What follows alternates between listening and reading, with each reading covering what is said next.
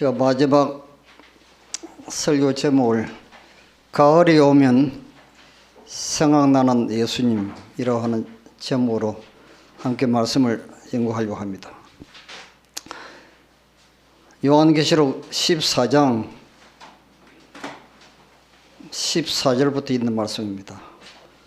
또 내가 보니 흰 구름이 있고 구름 위에 사람의 아들과 같은 이가 앉았는데 그 머리에는 금 면류관이 있고 그 손에는 이한 낫을 가있더라. 또 다른 천사가 성전으로부터 나와 구름 위에 앉은 이를 향하여 큰 음성으로 외쳐 가로되 네 낫을 휘둘러 거두라. 거둘 때가 이르러 땅에 곡식이 다 익었음이로다 하니 구름 위에 앉으신 이가 낫을 땅에 휘두르며 곡식이 거두어지니라. 요한계시록 14장은 여러분들이 잘 알고 계시는 세 천사 기별이 6절부터 쭉 기록되어 있습니다. 그 다음 14절부터 예수님이 익은 곡식을 이제 추수하시기 위해서 예리한 낫을 손에 드시고 재림하시는 장면이 이제 기록되어 있죠. 그래서 이 익은 곡식은 열매가 익으면 곧 낫을 대나니 이는 추수 때가 이르렀음이니라. 그리스도의 품성이 당신의 백성 가운데서 완전히 재현될 때 그들을 당신 자신의 것으로서 주장하시기 위해 오실 것이다. 예수님이 이렇게 오랫동안 100년 이상을 지금 지체되고 있습니다. 윌리엄 밀러의 재림운동이 1844년에 있었고 또 1888년 미니아폴리스 대총회 때 믿음으로 말미암아 의의 기별을 통해서 예수님의 재림을 준비시키는 결정적인 기별이 그때 전파되었죠. 그 이후로 지금 보시는 것처럼 100년이 넘었는데도 예수님은 여전히 재림을 하시지 못하고 계십니다. 그 딱 한 가지 이유가 그리스도의 품성이 당신의 백성 가운데서 아직 나타나지 않은 것이죠. 말하자면 익은 곡식이 없어서 추수할 것이 없는 것입니다. 곡식이 익어야 추수를 하는데 추수할 곡식이 없는 것이죠. 그래서 지금은 이 시대가 신속하게 성취되는 시대의 징조들을 통하여 주어진 경고들을 누가 깨닫는가? 노아 시대의 사람들의 태도에 나타난 것 이상의 것이 보이지 않는다. 세상은 전쟁의 정신으로 흥분되어 있다. 다니엘서 11장의 예언이 거의 성취 단계에 있다. 예언에서 말한 환란의 장면이 곧 전개될 것이다. 지금 참 여러분들이 보시다시피 전 세계적으로 일어난 이 코로나 전염병, 또 전 세계적인 또 경제 위기, 또 요즘 러시아와 우크라이나 또 이스라엘과 하마스 전쟁,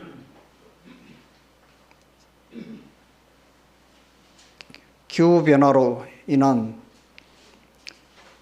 말할 수 없는 재난들이 꼬리를 물고 일어나고 있습니다. 또 동성연애를 합법화하는 이 도덕적인 타락, 옛날 소돔과 고모라성을 멸망시킨 이 모든 사건들이 재림 직전에 좀 일어날 징조들을 너무나 분명하게 확실하게 지금 우리에게 보여주고 있습니다. 이제는 이 세상에 더 이상 갈 곳이 없습니다. 마지막 막다른 골목에 지금 와 있죠. 다니엘서 11장의 예언이 거의 성취 단계에 있다고 이제 말씀하셨는데 이 사건이 지나고 이제 야곱의 환란, 대환란이 이제 연속적으로 이제 전개될 것입니다. 이 다니엘서 11장 44절에 동북에서부터 소문이 이르러 그로 범민게 하므로 여기 동북에서 오는 소문, 자, 이 동쪽은 예수님이 재림하시는 장소죠. 해 돋는 곳으로 오십니다. 또 북쪽은 하나님의 보좌가 계시는 북편 하늘입니다. 그래서 여기서 한 큐별이 이제 온 세상을 이제 뒤덮게 될 것인데, 이것이 바로 여러분과 제가 전하고 있는 새 천사 기별, 영원한 복음, 예수님의 재림에 관한 소식입니다. 이 소식이 이제 전 세계적으로 이제 퍼져나가게 될 것입니다. 우리 옥정교회가 인원은 뭐 많지가 않아도 지금 이 유튜브 방송을 통해서 전 세계적으로 지금 아마 이 기별이 울려 퍼지고 있는 것으로 제가 알게 되었습니다. 저는 여기 뭐 대전도이라고 이래서 저는 많은 구독자들이 여기 모일 줄 알았는데, 이 어떻게 되나 했더니 이제 알고 보니까 이제 전 세계적으로 이 유튜브 방송을 통해서 나가니까 지금 수백 명이 앞으로 수천 명이 이제 듣게 될 겁니다. 자, 이제 재림이 가깝습니다, 지금. 자, 마태복음 21장 18절에서 19절에 예수님께서 이른 아침에 성으로 들어오실 때 시장하신지라 길가에서 한 무화과 나무를 보시고 그리로 가서 잎사귀 밖에 아무것도 얻지 못하시고 나무에게 이르시되 이제부터 영원토록 네게 열매가 맺지 못하리라 하시니 무화과 나무가 곧 마른지라.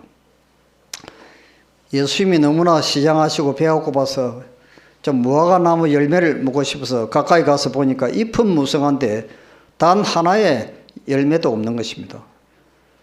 자, 여기 밀은 처음에는 싹이요, 다음에는 이삭이요, 그 다음에는 이삭에 충실한 곡식으로 자라난다. 농부가 씨를 뿌리고 곡식을 가꾸는 목적은 열매를 얻기 위함이다. 그렇죠. 농부의 목적은 봄에 씨를 뿌리고 비료를 주고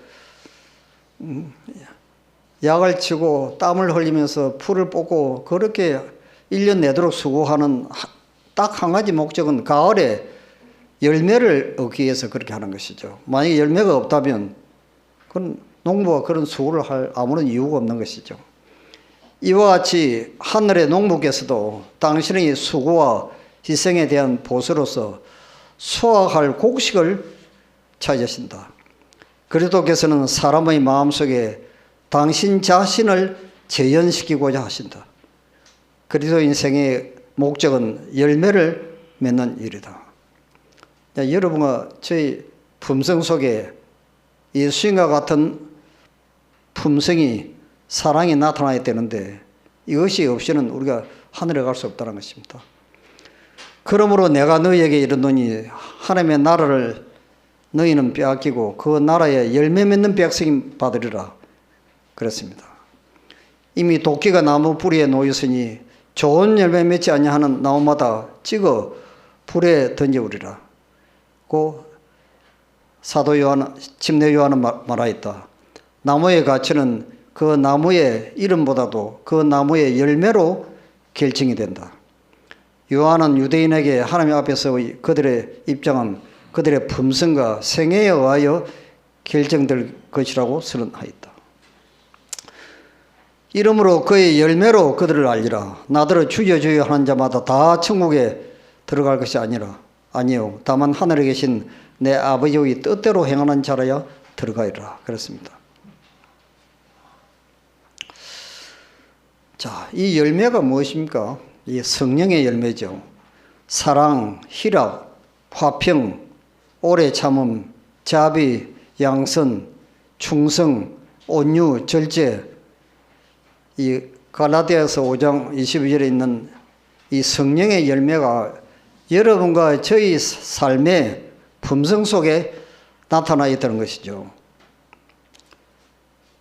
자, 갈라디아서 5장 21에서 23절을 현대적인 표현으로 이렇게 주석을 한 학자가 있습니다. 성령의 열매는 다정하고 사랑스러운 성격, 상냥한 마음, 쾌활한 기질, 평온한 정신, 차분한 태도, 짜증나는 상황에서 자신을 괴롭히는 사람들에게 인내하는 참을성, 동정 어린 통찰력과 재치 있는 도움, 관대한 판단과 통 큰 자성, 어떤 상황 속에서도 충성스럽고 믿음직함, 다른 사람의 기쁨 속에서 자아를 잇는 겸손, 모든 일에 절제하고 자제하는 것이니 이것이 완전해지고 있다는 최종적인 징표이다.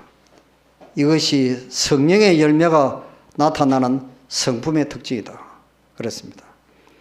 우리 속에 이런 열매가 없는지 한번 마음을 살펴봐야 되겠습니다. 우리들이 아무리 다른 열매들을 많이 맺는다 할지라도 사랑이 없다면 그 열매들은 아무 소용이 없는 것이다. 그렇습니다. 여러분, 다른 열매들이 무엇입니까? 우리가 선교사업도 다른 열매에 속하죠. 자선사업도 여기에 속하죠. 우리가 헌금도 여기에 속합니다. 우리가 안식을 지키는 것도 마찬가지입니다. 율법을 순종하는 것도 역시 그렇죠. 그런데 우리 속에 하나님의 사랑이 없다면 그 열매는 아무 소용이 없다는 것입니다. 가장 크고 가장 치명적인 속임수는 인간이 형제들에 대하여 그리스도와 같은 사랑을 갖지 않고도 영생에 이르는 믿음을 가질 수 있다고 생각하는 것이다. 그리스도와 같은 사랑입니다. 그리스도와 같은 사랑. 그래서 우리가 그리스도의 사랑이 무엇인지 깊이 연구를 해야 되겠죠. 형제여, 나는 하늘의 원장에 있는 그대의 이름 곁에 부족하다라고 기록되어 있는 것을 보았는데, 그대는 인내에 있어서 또 오래 참음에 이어서 자제에 있어서 겸손과 온유에 있어서 부족하였다. 이와 같은 하늘의 특성들이 부족할 때 하늘의 문들은 그대에게 분명히 닫혀질 것이다. 자, 그가 아무리 공헌한다 할지라도 그의 마음이 하나님과 자기 동료들에 대한 사랑으로 젖어 있지 않은 사람은 그리스도의 제자가 아니다. 그의 열성으로 그는 순교자의 죽음까지 할지도 모른다. 그러나 만약 사랑이 부족하다면 하나님께서는 그를 기만당한 광신자나 야심 많은 위선자로 간주할 것이다. 그럼 여러분, 이 영생이 무엇입니까요? 한마디로 딱 이야기하면 하나님의 사랑이죠. 하나님의 품성이 영생입니다. 이것 없이는 아무것도 소용이 없죠. 사도 요한이 죽기까지 설교단에 올라갈 때마다 우리가 서로 사랑하자. 사랑은 하나님께 속한 것이니 예수님께서 내가 너희를 사랑한 것처럼 너희들도 서로 사랑하라.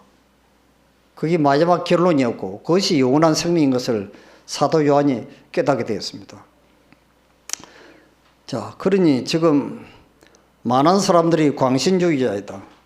그들은 신앙으로 오인되고 있는 불같은 열성에 사로잡힌다. 그러나 제자 때문에 참된 증거는 품성이다. 그들은 그리스도의 온유함을 지니고 있는가? 그들은 그분의 겸손과 자비의 정신을 지니고 있는가? 그들의 영혼의 성전으로부터 교만, 또 오만, 또 이기심, 비난의 정신이 제거됐는가? 저는 이 말씀을 보면서요, 영생이 무엇인지 딱 하나 결론이 우리 속에 예수 그리스도의 아름다운 품성, 사랑이 있는지 없는지 그 하나 밖에는 제가 그 모든 설교의 주제의 핵심은 이것 외에 다른 데 초점을 맞출 수가 없습니다. 그래서 저는 창세기부터 요한계시록까지 있는 모든 말씀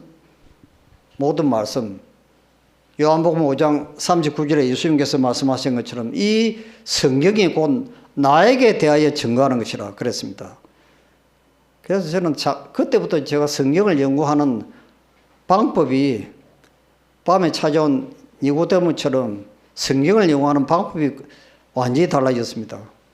이 말씀을 본 다음에. 그래서 저는 창세기부터 계시록까지 모든 단어 하나, 문장 하나, 구절마다 그리스도의 아름다운 품성에 대해서, 그분의 사랑에 대해서 제가 기도하면서 연구하기 시작했습니다. 그 안에 생명수 강이 그 말씀을 통해서 흐르고 있는 것을 제가 보게 됐죠. 여러분 창세기를 여러분 읽어보십시오. 태초에 하나님이 천지를 창조하시니라. 그 하나님이 하는 그 하나님이 히브리어로 엘로힘 아닙니까요? 엘, 강한 하나님의 복수가 엘로힘입니다. 하나님들이 원래는 천지 만물을 창조하시니라 그렇게 되어 있는데 거기는 동사는 또 단수로 또 되어 있습니다. 그는 이 세 분의 하나님이 이름이 여호와고 뜻이 목적이 품성이 똑같죠. 마치 한 하나님처럼 보입니다. 그래서 구약 성경에는 하나님은 한 분 계시니 하고 그 하나라는 단어를 또 이야기를 또 하고 있습니다. 이 세 분의 하나님은 서로 협력하는 것이죠. 서로 협력하는 것이죠. 거기서부터 시작해가지고 여러분들이 창세기를 쭉 보시면 하나님께서 또 참 이 바다를 창조하시고 또 하늘을 창조하시고 식물을 창조하시고 쭉 창조하시는 그 모든 과정이 이 천년계와 성경은 둘 다 하나님의 사랑을 우리에게 보여주기 위해서 창조하였다 했습니다. 그럼 우리가 천년계를 바라보면 하나님의 사랑을 느끼게 됩니다. 거기서 하나님의 품성을 발견해야 되죠. 그래 안 하면 아무 소용이 없습니다. 어떤 분들은 그 10월에 들어오면 10월 생활을 해야 뭐 구원받고 재림 준비하는 것으로 이제 많은 사람들이 알고 10월에 들어오는 분들이 많습니다. 그런데 그 선역에서 이 10월 생활은 천년계 속에 나타난 아름다운 하나님의 품성을 연구하라는 것입니다. 거기서 예수님의 품성을 닮아가서 변화되어서 이제 하늘나라에 들어오기를 원하시는 것이죠. 그런데 어떤 분들은 그래요. 이 시골 마귀가 그 도시 마귀보다 더 무섭다고 이제 그렇게 합니다. 그러니 품성은 변화 안 되고 밤낮 뭐 합니까요? 산에 나무하러 다니고 뭐 농사 지으면서 뭐 얼마나 고약하고 하여튼 뭐 본성은 변화되지 않고 밤낮 싸우고 하여튼 이건 문제가 있는 것이죠. 그 시골 생활 아닙니다. 이 시골 생활은 천년계 속에 나타난 하나님의 품성을 연구하는 것이죠. 거기에서 하나님의 사랑을 깨달아야 되는데 문제가 너무너무 많은 걸 제가 봅니다. 천년계의 사물들은 하나님의 품성과 능력의 표현이다 그랬습니다. 제가 이 가을이 되면 제가 1년 한 번도 안 빠지고 하는 설교가 이 가을이 오면 생각나는 예수님에 대해서 이제 하는 이 설교 내용이 바로 이것입니다. 여러분 지금 산에 단풍이 뭐 거의 다 떨어졌습니까? 지금 많이 들어있는데 여러분 왜 단풍이 집니까? 저렇게 아름다운 색채로.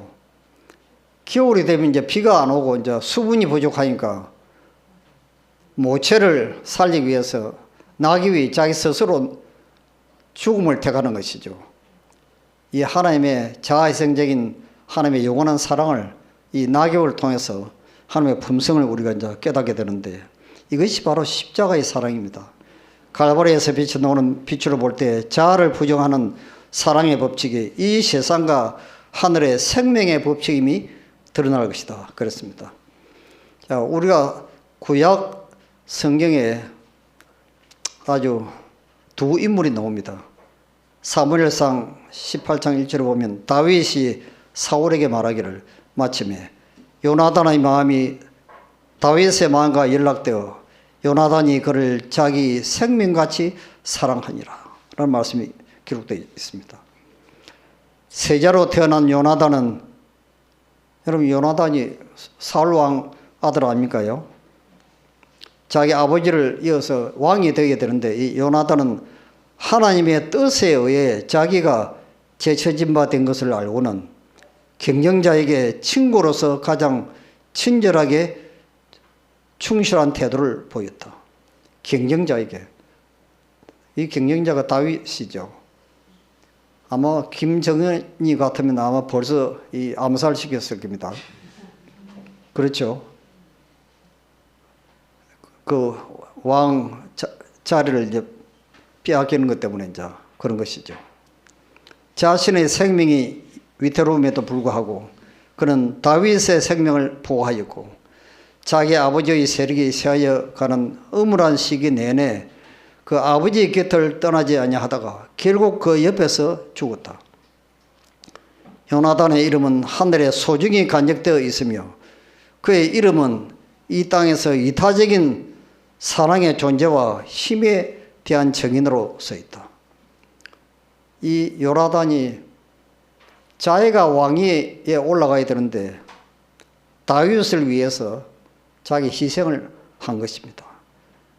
이 놀라운 이타적인 하나님의 사랑에 대해서 이야기를 지금 하고 있습니다. 자, 신약에 와서는 또 침례 요한이 나옵니다. 그는 흥하여야 하겠고 나는 쇠하여야 하리라. 이 침례 요한이 처음에 얼마나 큰 광야에 외치는 자의 소리로 선지자처럼 구름대처럼 수많은 사람들이 침례 요한 가까이 몰려들었습니다. 그런데 예수님이 등장하자마자 인기가 떨어지기 시작했습니다. 자, 그때 그 요한의 제자들이 참 감옥에 갇혔는 요한한테 수많은 군중들이 예수님을 지금 당신 곁을 떠나서 예수님께로 몰려가고 있다고 이야기를 했습니다. 그때 이 침례 요한이 그는 흥하여야 하겠고 나는 쇠하여야 하리라. 이게 얼마나 아름다운 품새입니까? 남이 잘 되는 것을 시기 질투하는 사람이 얼마나 많습니까? 하늘에서 루스벨이 반역을 일으킨 것도 바로 예수님에 대한 시기심 때문에 그렇죠. 이 라이벌, 경쟁자가 나타난다고 하는 것은 이거는 참 그 미움의 대상이죠. 그런데 침례 요한은 그는 잘 돼야 되고 나는 망해야 된다. 이런 말을 할 수가 없는 것입니다. 이거는 완전히 성령으로 변화된 사람 아니면 이런 말을 할 수가 없습니다. 이 세상에 태어난 모든 사람들이 본성적으로 다 높아지는 건 좋아하고 뭐 부자 되는 건 다 좋아하고 다른 사람들에게 칭찬받는 거 좋아하고 자기 자랑하는 거 좋아하는 게 하나의 본능이죠. 그런데 이것은 어떤 면에서는 하나님의 품성이 아니고 그 사단의 소송인 것입니다. 그래서 지금 마태복음 11장 11절에는 내가 진실로 너희에게 말하노니 여자가 낳은 자 중에 침례 요한보다 큰 이가 일어남이 없도다 그랬습니다. 여러분 침례 요한은 선지자지만도 한 번도 이적을 행한 적이 없습니다. 다른 사람처럼 뭐 귀신을 쫓아내거나 병자를 고치거나 뭐 이런 이적을 행한 적이 한 번도 없습니다. 그런데 왜 예수님께서 이 말씀을 하셨는가 하는 것이죠. 이것은 품성 때문에 그런 것입니다. 예수님의 품성을 닮은 자아이성의 사랑의 마음이 침례 요한 속에 있었기 때문에 이것이 바로 이적 중의 이적이라고 말씀하셨습니다. 그 뒤에 나오죠. 여러분들이 잘 아시는 타이타닉 사건이 있습니다. 1912년 4월 14일 오후 밤 11시 40분 타이타닉호는 빙산과 충돌하였고 2시간 40분 만에 완전히 침수되어 침몰하였다. 2223명 중 1514명이 사망하였다. 그 중에 여자들은 75%, 어린이는 50%, 남자는 20%만 생존했다는 것입니다. 여러분 왜 그렇습니까요? 이 미국이나 영국이나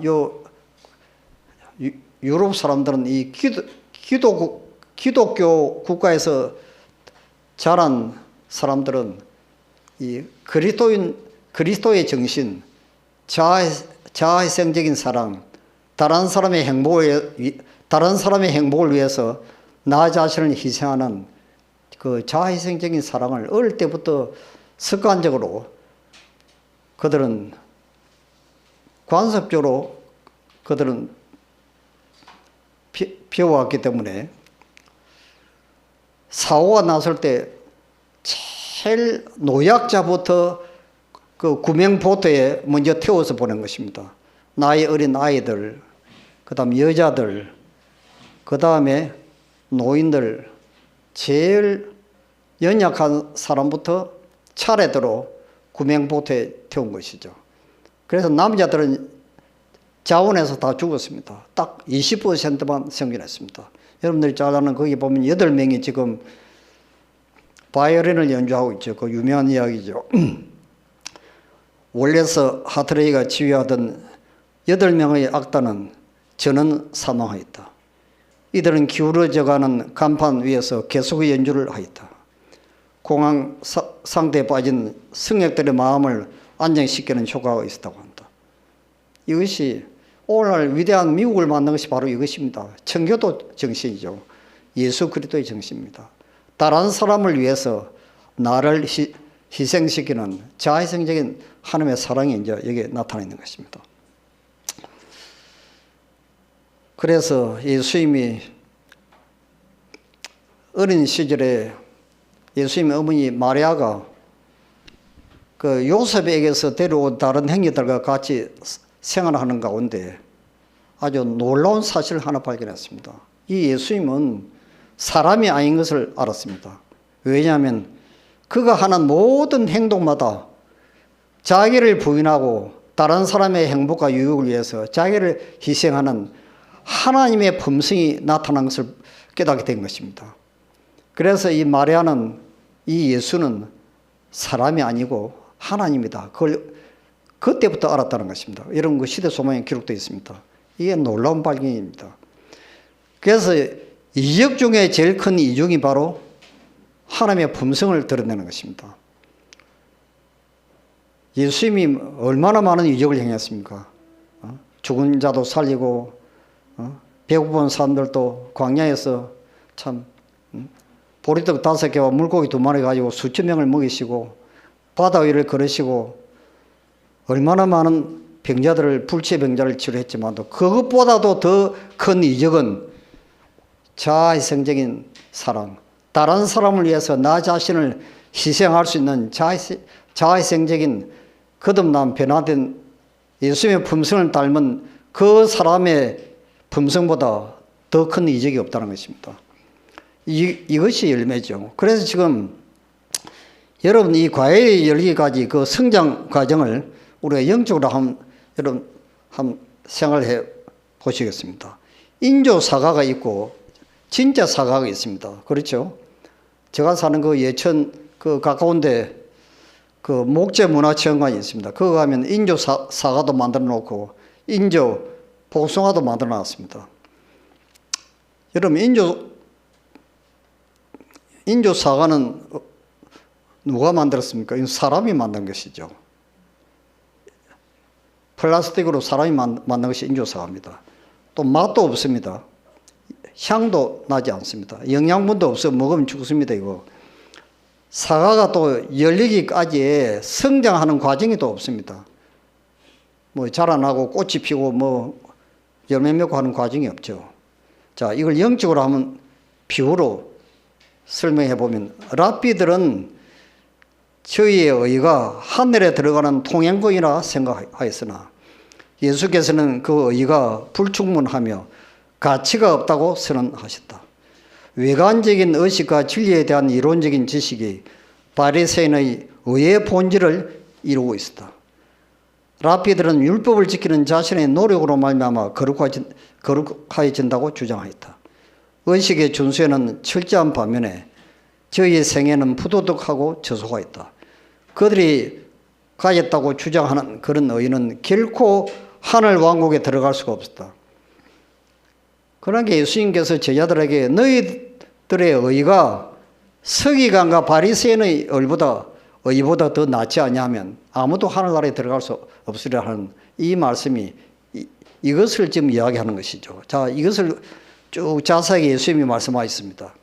화잇을 진저 외식하는 서기관들과 바리새인들이여, 너희는 박하와 해양과 근처의 11조를 들이되 율법에 더 중한 바 율법보다도 더 중요한 거, 의와 인과, 이 자비죠. 신은 성령인데 이게 하나님의 사랑이죠. 사랑은 버릇도다. 소경된 인도자여, 하루살이는 걸려내고 하루살이는 율법입니다. 약대는 상이론도다. 약대는 하나님의 품성, 하나님의 사랑을 또 설명을 하고 있습니다. 화이슬 진저 외식하는 서기관들과 바리새인들이여, 장과 대접의 겉은 깨끗하되 그 안에는 탐욕과 방탕으로 가득하게 하는도다. 소경된 바리새인아, 너는 먼저 안을 깨끗이 하라. 그리하면 겉도 깨끗해지리라. 그래, 품성은 마음이 변화되지 않은데 어떻게 옳은 선한 행동이 나올 수가 있겠는가 하는 것이죠. 먼저 마음이 변화되면 품성은, 행동은 저절로 선한 행동이 자연스럽게 나오게 된다는 것입니다. 외식하는 서기관들과 바리새인들이여, 회칠한 무덤 같으니 겉으로는 아름답게 보이나 그 안에는 죽은 사람의 뼈와 모든 더러운 것이 가득하도다. 이와 같이 너희도 겉으로는 사람에게 옳게 보이되 안으로는 외식과 불법이 가득하도다. 여러분, 인도의 간디가 예수님을 너무 좋아하고 성경을 너무나 좋아했습니다. 밤낮으로 집에서 성경 읽는 걸 좋아했습니다. 그래서 그는 어느 날 남공화국의 어느 일요일 주일 예배 때 교회를 찾아갔습니다. 그는 문 앞에서 이제 문전박대를 당했습니다. 여기는 흑인은 이 교회에 들어올 수 없습니다. 백인만 이게 들어옵니다. 그 뒤로부터 이 간디는 교회를 나오지 않았습니다. 죽을 때까지. 이는 기독교가 아연하는 것이죠. 이는 겉으로는 화려하나 속은 완전히 예수님의 품성은 완전히 다른 것이죠. 율법을 지킴으로써 자기 자신의 행위로 천국에 이르려고 노력하는 자는 온전히 불가능한 일을 시도하고 있는 것이라. 불가능한 일. 이건 안 된다는 것입니다. 우리 교인들이 예언의 신이 있기 때문에요. 이 자칫 잘못하면 이런 실수를, 유대인의 실수를 반복할 수 있습니다. 이거 여러분 깊이 좀 생각하셔야 됩니다. 이 문제는요. 그리스도께서 그의 안에서 자기의 깊으신 뜻을 위하여 행하셔야만 된다. 그리스도가 없이 인간이 할 수 있는 모든 것은 이기심으로 부패한 것과 죄뿐이다. 하나님께서는 오직 믿음으로 말미암아 행한 것만을 받으신다. 자, 여기 믿음으로 말미암아 의를 딱 한마디로 요약하면 우리 마음에 예수님이 계시는 것입니다. 다른 거 아무것도 없습니다. 이런 믿음으로 말미암아 의는. 예수님이 내 마음속에 임재하시면 그게 믿음으로 말미암아 의입니다. 왜냐하면 믿음으로 말미암아 의는 내 속에 계시는 예수님 때문에 하나님이 나를 어렵다고 인정을 해 주시는 것입니다. 그분은 한 번도 죄를 지은 적이 없고 율법을 온전히 순종하였습니다. 그래서 하나님은 나를 보시지 않고 내 속에 계시는 예수님을 보시고 나를 죄 없는 사람으로 무조건 어렵다고 인정해 주는 것이, 그게 사도 바울이 로마서와 갈라디아서에 기록한 믿음으로 말미암은 의입니다. 그 다음 내 속에 예수님이 계시면 그 내 속에 계시는 예수님이 내 품성을 성령을 통해서 거듭나게 하시고 변화시켜서 예수님과 같은 행동이 저절로 나오도록 해 주십니다. 그게 믿음으로 말미암은 의죠. 결론입니다. 그 위에 아무것도 없습니다. 그래, 믿음으로 말미암은 의는 내 속에 예수님이 정말로 계시는가 안 계시는가, 그것만 딱 한 가지만 딱 확인하면 정확하게 알 수 있죠. 자, 마태복음 12장 43절 45절에 아주 놀라운 말씀이 있습니다. 더러운 귀신이 사람에게서 나갔을 때 물 없는 곳으로 다니며 시기를 구하되 얻지 못하고, 이에 가로되 내가 나온 내 집으로 돌아가리라 하고 와보니 그 집이 비고 소재되고 수리되었거늘, 이에 가서 저보다 더 악한 귀신 7을 데리고 들어가서 거하니 그 사람의 나중 형편이 전보다 더욱 심하게 되느니라. 이 악한 세대가 또한 이와 또한 이렇게 되리라. 자, 여러분 이 화이트본의 주석을 보이시오. 악한 영이 쫓겨난 그 사람의 비유는 그 영혼을 그리스도의 사랑으로 채우지 않았다 그랬습니다. 그리스도의 사랑으로 채우지 않았다는 말은 그 사람 마음속에 사랑이신 예수님이 계시지 않았다 그 말이죠. 여러분 사랑이란 말이 나올 때마다 거기에 예수님을 여러분 대비를 시키셔야 됩니다.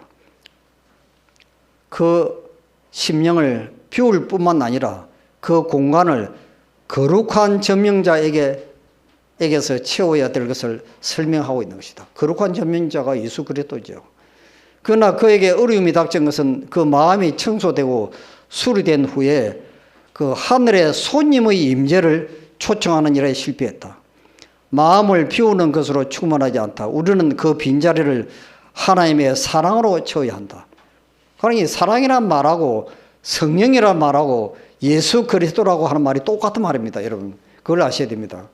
그러니까 예수님이 계신 곳에는 사랑이 있고 사랑이 있는 곳에 성령이 함께 계시는 것이죠. 성령은 사랑이니까. 자, 여기에 우리가 잘 아는 어떤 부자 법관이 와서 예수님께 질문합니다. 선생님, 내가 무슨 선한 일을 해야 영생을 얻으리까 질문합니다. 예수께서 네가 생명에 들어가려면 계명을 지키랍니다. 어느 계명입니까 하고 물으니까 예수님이 10계명에 대해서 이야기했습니다. 살인하지 말라, 도끼를 하지 말라, 10계명에 대해서 이야기했습니다. 그러니까 이 부자 법관이 나는 어릴 때부터 다 지켰다고. 나는 모태교인으로 태어나서 어릴 때부터 나는 11금 잘 내고 안식을 잘 지키고 나는 아무도 죄를 지은 적이 없습니다. 나는 살인한 적도 없습니다. 그랬습니다. 그 청년이 가르되 이 모든 것을 지켜 싸우니 내가 아직도 무엇이 부족합니까 하고 이제 반문을 하죠. 그때 예수님이 뭐라고 말씀하십니까? 네가 오히려 한 가지 딱 부족한 것이 있다. 한 가지. 네가 하늘나라에 가서 살려면 한 가지 부족한 것이 있는데 네 재산을 다 팔아가지고 가난한 자들을 나로 주고 난 뒤에 나를 따라라 그랬습니다. 그랬더니 이 청년이 심히 고민하고 집으로 돌아갔습니다. 다시는 예수님께 돌아오지 않았습니다. 자, 그 한 가지 부족한 것이 무엇입니까? 하나님의 사랑이죠. 그러니까 우리가 아무리 십계명을 철저하게 지킨다 하더라도 우리 마음속에 예수님과 같은 사랑이 없으면 그건 구원이 아니라는 것입니다. 그럼 여러분 이해가 좀 되십니까요? 이게 굉장히 중요한 것입니다. 지금. 그래서 사람이 그리스도의 능력과 은혜로 말미암아 하나님의 율법의 계율들을 지키기 시작하고자 한다면 그 이전에 반드시 마음속에 사랑이 먼저 있어야 된다는 것입니다. 사랑이 있고 난 뒤에 율법이 있다는 것입니다. 우리 마음이 하나님의 사랑으로 가득 찬 사람은 율법은 저절로 순종하도록 되어 있죠. 사랑 없는 순종은 아무 소용이 없을 뿐더러 불가능하다 했습니다. 율법을 지킨다는 그 자체가 불가능하다고요. 그래서 사랑은 이웃에게 악을 행치 아니하나니 그러므로 사랑은 율법의 완성이라. 이 사랑을 여러분 예수님을 집어이어 보십시오. 예수님은 이웃에게 악을 행하지 아니하나니 그러므로 예수님은 율법의 완성이라. 똑같은 말씀입니다. 아시겠습니까? 그러나 사랑이 율법인 것입니다. 하나님의 자녀라고 공언하는 자들이 그리스도와 같은 품성을 가지게 될 때 하나님의 계명을 순종할 수 있을 것이라 했습니다. 그러니까 예수님과 같은 품성을 우리가 소유하지 아니하면 이 교회에 나와도 이건 헛되는 것입니다. 이 시울림 가지고 구원받는 거 아닙니다.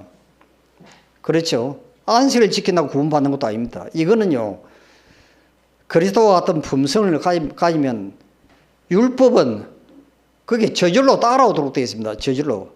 우리 마음속에 예수님이 계시는데 남의 물건 도기를 하겠습니까요?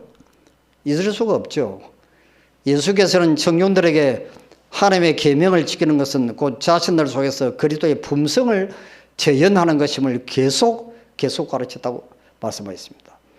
그리고 여러분과 저희 신앙의 그 방향이 또 성경 연구의 초점이 또 기도의 제목이 여러분 어디에다 초점을 맞춰야 되겠습니까? 여러분 예수님처럼 나를 변화시켜 달라고 기도를 해야 되겠죠. 그렇지 않습니까요? 사랑은 경건의 기초이다. 사람이 말로는 아무리 공언한다 할지라도 자기 형제들에 대한 이기심 없는 사랑을 갖지 않는다면 그 사람은 하나님께 대한 순결한 사랑을 가할 수 없는 것이다. 그러나 우리는 다른 사람을 사랑하려고 노력한다고 결코 이러한 정신을 가할 수가 없다는 것입니다. 자, 여기 아주 중요한 말씀이 나옵니다. 필요한 것은 뭐요? 그리스도의 사랑이 우리 마음 가운데 있어야 된다는 것입니다. 그리스도의 사랑이에요. 그럼 그리스도의 사랑이 어떻게 하면 우리 속에 있게 되겠습니까요? 어떻게 해야 그리스도의 사랑이 우리 속에 있게 되겠습니까?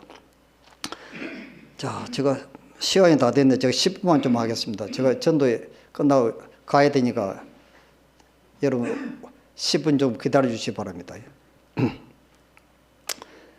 자, 여기 보십시오.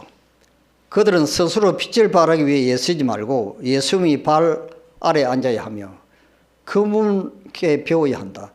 만일 예수 그리스도의 사랑이 그들 안에 거한다면, 그랬습니다. 예수 그리스도의 사랑이 그 안에 거한다면 그들은 세상에 그리스도의 영광의 빛을 내보며 무의식적으로 비추게 될 것이다. 무의식적으로. 이 말씀이 무슨 뜻입니까, 여러분?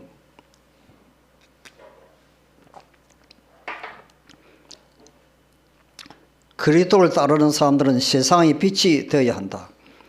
그러나 하나님께서는 그들에게 빛을 비추기 위한 노력을 하라고 명령하지 않으신다. 우리는 빛이 되어야 되는데 빛을 비추려고 노력하지 말라고요. 그분께서는 그들의 심령이 하늘나라의 원칙들로 스며들게 되기를 원하신다. 자, 여기 아주 중요한 단어가 나왔습니다. 원칙이라는 단어입니다. 원칙, 원칙들. 여러분, 사랑은 감정이 아니고 원칙이라는 말 들어보셨습니까? 예언의 시간에 굉장히 많이 나옵니다. 사랑은 감정이 아니고 원칙이다. 이 원칙이 무엇을 이야기하는 것이죠? 심령이 하늘나라의 원칙들로 스며들게 되기를 원하신다. 그렇게 되면 그들은 세상과 접촉할 때 그들 속에 있는 빛을 드러내게 될 것이다. 그러니까 이 원칙이 빛이라는 것입니다.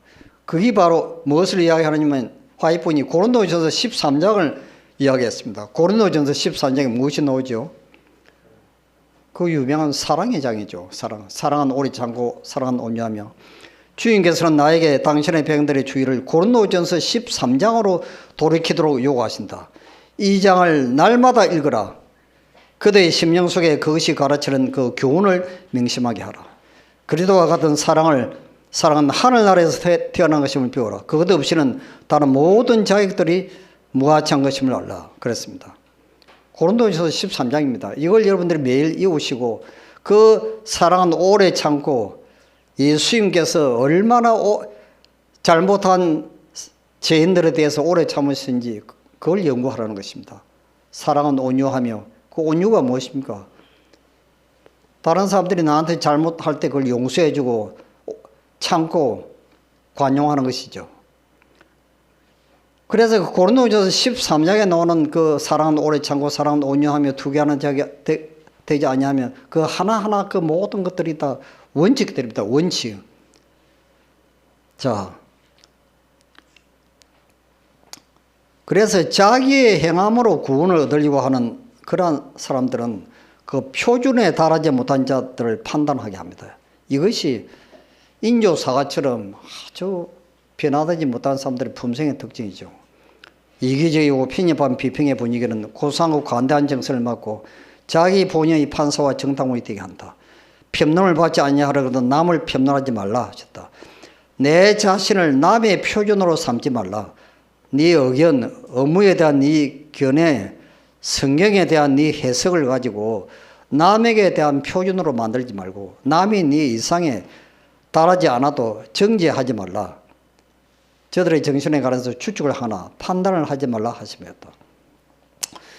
그러나 이 행위로 말미암는 의는요, 이 품성이 변화가 되지 않습니다.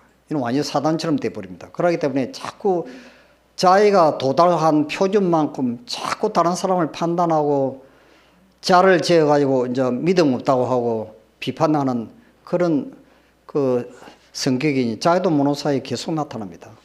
이건 굉장히 위험한 것이죠. 그래 지금 지금 여기 이런 말씀이 있습니다. 그 여자는 스스로의 눈으로 높아져 모든 것을 이해한 것으로 생각했다. 진리에 대한 관한 그의 견해 중 많은 것은 잘못된 것이다.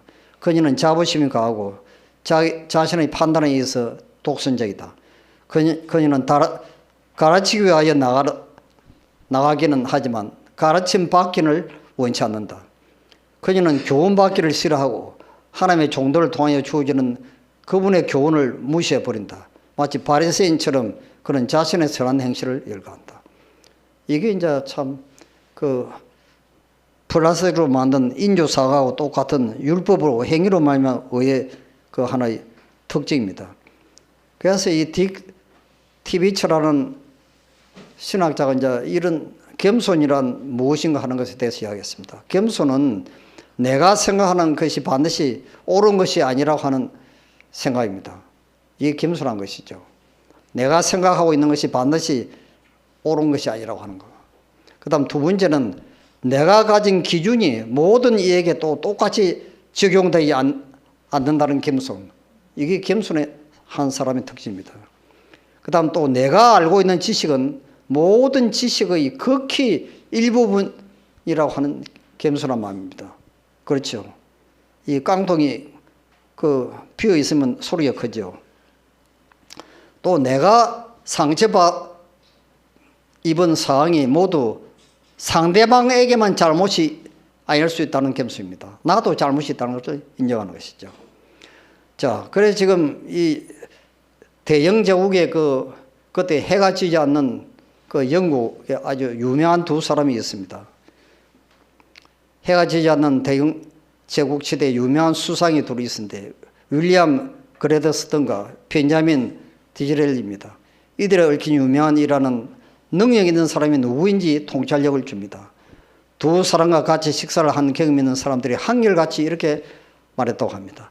그레스턴과 식사를 한 이후에는 그가 영국에서 가장 똑똑한 사람이라는 생각이 든다. 이거는 행위로 말하죠. 그러나 디즐레이와 식사를 한 후 식사를 같이 한 내 자신이 가장 똑똑한 사람이라는 생각이 든다. 이거는 믿음으로 말입니다. 이거 완전히 다르죠. 품성이 완전히 대조적입니다. 그래서 지금 이 진짜 사과는 하나님께서 만드시기 때문에요. 어떻습니까? 맛도 있죠. 향도 있습니다. 영양분도 있습니다. 먹으면 자라납니다. 또 열매 맺는 과정이 또 있습니다. 완전히 다르죠. 인조사과하고 하나님이 만든 사과는 아주 대조적입니다. 자, 여러분 식물이 어떻게 자랍니까? 식물은 햇빛과 빛과 이슬과 비를 받고 자랍니다.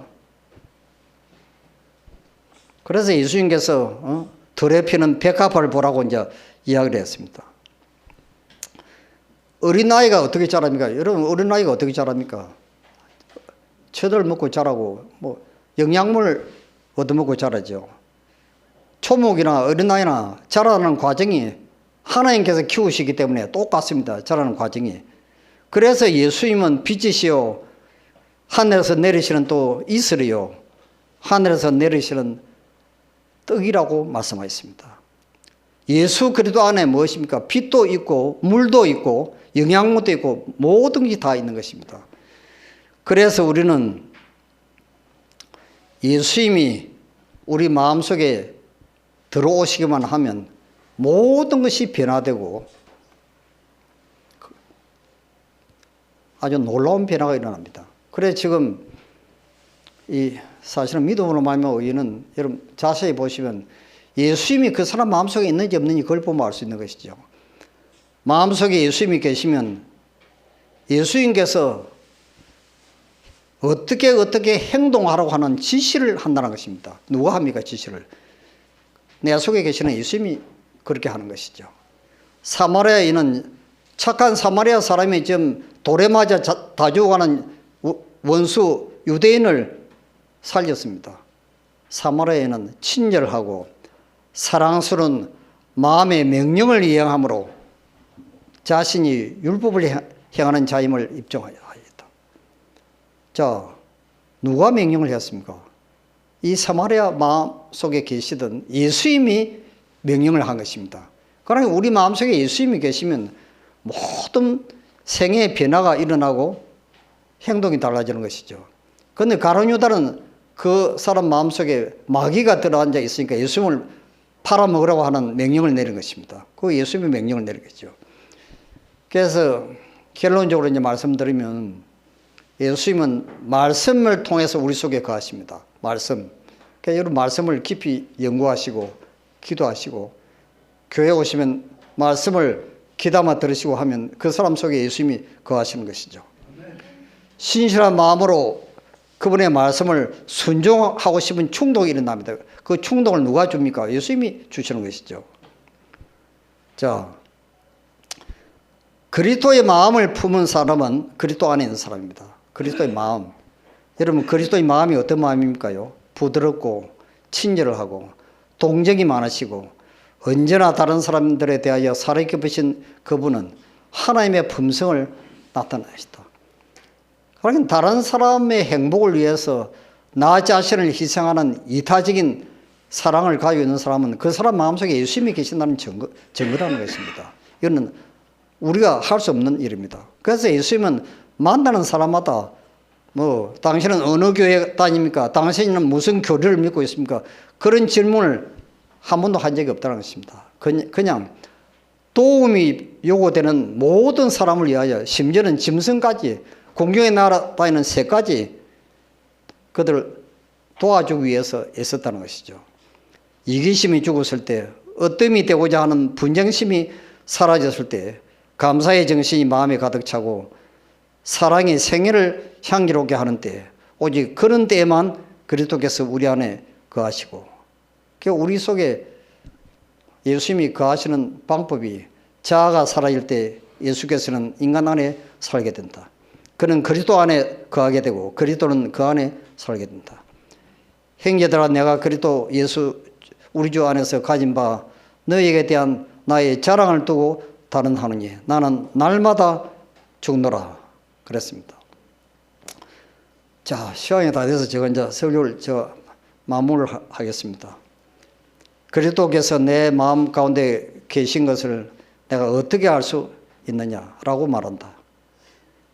그들이 다른 길에 있어서 또 남에게 비판을 받든지 아니면 교정을 당할 때, 또 아니면 그대가 이렇게 되기를 원하는데 그대가 생각하는 대로 일이 이루어지지 않을 때, 그때 가서 그대가 온유하고 친절하며 인내한 상태에서 그 교정당함을 그대로 받아들이는 대신에 그대의 격정이 그대 속에서 올라오는 것을 허용한다면 그대의 마음 가운데는 그리스도께서 거하고 있는 것이 아니다. 자, 이게 무슨 뜻입니까? 예수님이 마음속에 계시지 않으면, 내가 자아가 죽지 아니하면 예수님이 거하지 않기 때문에, 자아가 죽은 사람 속에는 이런 것들이 나타나지 않는다는 것입니다. 유혹을 받은 영혼이 시험의 과정을 견디고 자아가 살아나지 않고 시험을 당할 때 받은 상처와 모욕감을 느끼지 않게 되면 수술하는 칼은 그 영혼이 참으로 자아에 대하여 죽고 하나님을 향해서는 살았다는 것을 드러낼 것이다. 이제 제가 설교를 이제 마치겠습니다. 그러니까 지금 요 나머지 부분은 제가 우리 목사님 새벽기도 또 한다고 하니까 이 나머지 부분을 그때 또 다시 올려야 되겠어요.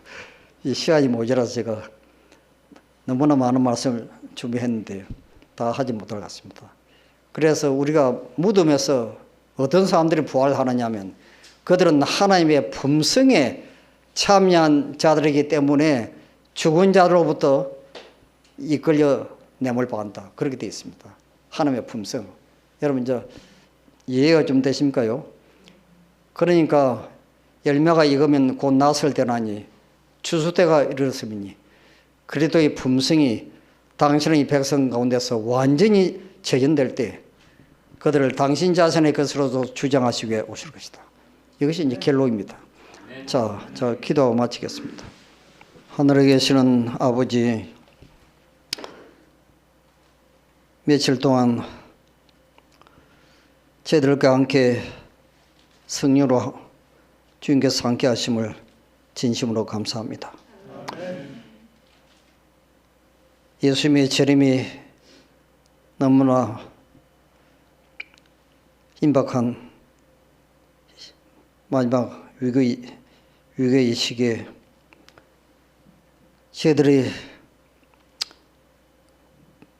품성 속에 알고 가갔던 예수님의 품성과 사랑이 나타나야 되는데 아예 또 저희들은 너무나 부족합니다. 지금이라도 당장 우리가 주님을 향하여 마음의 문을 엽니다. 우리 속에 주님 이 시간 우리 속에 임재에 의해서 우리를 떠나지 말아주시고 지금부터 영원까지 예수님께서 재림하시는 그 마지막 순간까지 매 순간 우리와 함께하여 주시옵소서. 우리 속에 주님께서 나에게 말씀해 주시고 우리가 어떻게 살아야 될지 어떻게 행동해야 될지 다 주님께서 지시한다고 말씀하셨사오니 주님 우리 속에 영원히 임재하여 주시옵소서. 그래야 우리 주께서 이 땅에 오실 때 우리 옥정교회 모든 사랑하는 성도님들, 목사님, 사랑하는 가족들과 우리 모두가 다 하늘나라에서 또 이웃에서 영원히 행복하게 살도록 우리 모두를 축복하여 주시옵소서. 오늘도 교회에 처음 나오신 분도 계십니다. 그 영혼을 하늘 생명책에 그 이름을 기록하시고 그 사랑하는 가족들도 우리와 함께 꼭 하늘나라에서 영원히 행복하게 살 수 있도록 우리 모두를 축복하여 주시옵소서. 이 모든 말씀을 귀하신 예수님 이름으로 간절히 축원합니다. 아멘.